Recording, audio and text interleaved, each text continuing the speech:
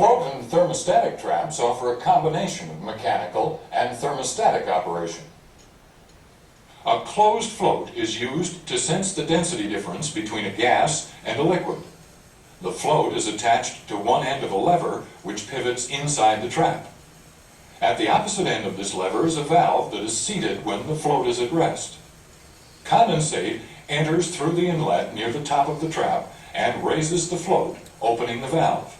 The condensate drains from the trap through the outlet near the bottom, leaving a condensate seal between the inlet and the valve. Above this seal, near the top of the trap, is a thermostatic bellows.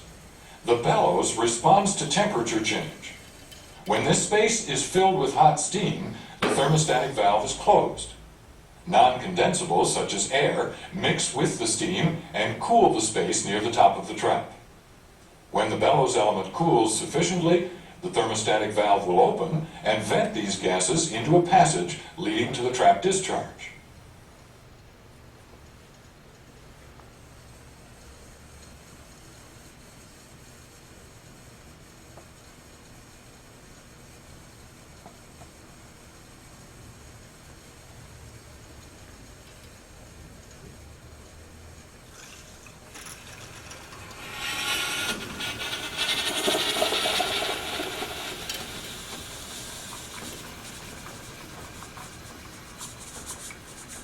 At startup, the float is down, the float valve closed, and the thermostatic valve wide open.